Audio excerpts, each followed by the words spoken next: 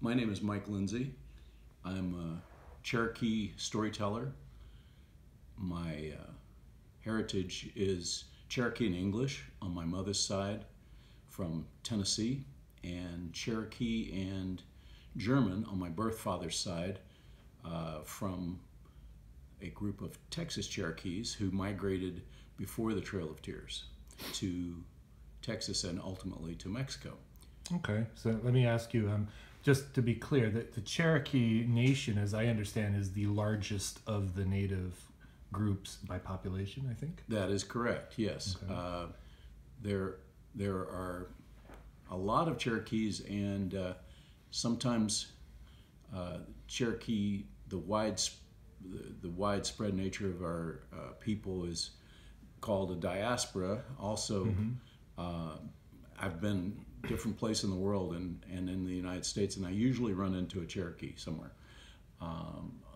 Also, Cherokees are known for probably being the most nerdy or scholarly of the Cherokee. Right. A lot of writers. I think the early colonists referred to as one of the civilized tribes. Yes, the 5 civilized tribes of the Southeast. That was the way the English referred to. Yeah. So when the Europeans came here, where were the Cherokees when the Europeans first came to the New World? Our original land was what is now 8 states, and centered around the Smoky Mountains, which run along the border of Tennessee and North Carolina, and then spreading out into Virginia, part of what's now Kentucky, of course Tennessee, Alabama, Georgia, South Carolina, North Carolina, and I think Virginia too, and a little bit of West Virginia. Okay. Yeah. So originally in the Southeast, but then with the historical circumstances, they moved out to Oklahoma, right? Was it? Right. That was the removal in 1838, which was vigorously resisted, and even to the point of the Cherokees hiring lawyers and taking 2 cases all the way to the Supreme Court, both of which they won. The Supreme Court ruled that they were sovereign nations and couldn't be impinged upon by the state of Georgia. In this case was the plaintiff. And so, however, the president at that time, Andrew Jackson, stated that, the Chief Justice of the Supreme Court was John Marshall, and Jackson said, John Marshall has made his decision, let him enforce it.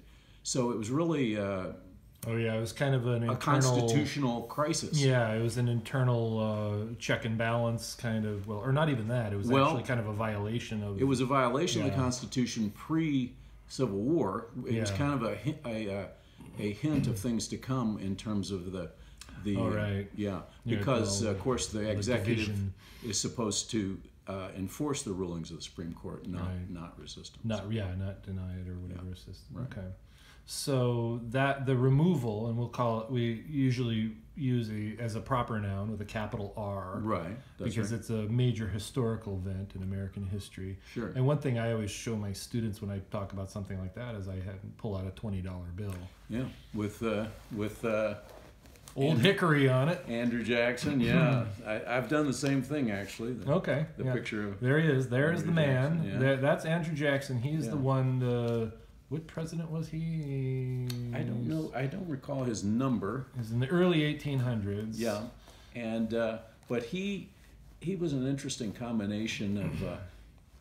he had been a general. During the War of 1812. Right. And the Cherokees were actually his ally, helped him defeat the Creek peoples in the southeast. Yeah. And of course, some of those same Cherokee leaders even voiced that they regretted having helped him. One in particular, a chief named June Alaska, actually saved his life. He was about to be clubbed to death by a Creek warrior, and this Cherokee shot the warrior just as he was coming down with this club to Jackson's head. So yeah, it's a tragic story, and it's a kind of a complicated story, and of course Jackson himself, kind of an interesting figure. I mean, he was a populist. He was against the big banks who were getting a lot of power and getting a lot. Right. He was kind of a man of the people. He was kind of a man of the people, but it was a mixed bag too, because he was a pretty virulent racist, particularly against.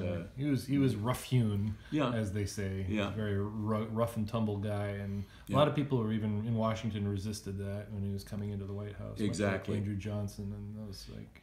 Yeah, and the removal itself was passed by literally one vote in the Senate. So really, okay. Oh yeah. So there was quite a debate. I think the famous opposition, the most famous opposition, was Daniel Webster, and again, these were some of the sort of the precursors of the slavery battle, that came a decade later. Yeah, there's a lot of division coming up. Yeah. So let's step back and put this in a larger context. When you were talking about the removal, let's put that in the context of the general displacement of all Native Americans. Okay. So we've been talking basically about the Cherokee and a little bit of the Creek, but there are many, many nations, tribes, groups, whatever you want to call them. Do you have any idea? Do you know how many there are? Famously, it's hard to pin down, but the number that's usually cited within the borders of what is currently now the United States, the 50 states, is approximately 500 nations originally, and it's interesting because there was more, for example, linguistic diversity, not just different languages, but different language families in North America than there was in all of Europe. Yeah, and we have an example right here in Arizona where we are with the Navajo and Apache, which are the Athabascan language family, which is very different from the Hopi and the Pima, which is Uto-Aztecan, as a Central American type language family. So you're right. Yeah, I mean, completely different. Not only different languages, but different language families. Yeah, very, very different. I think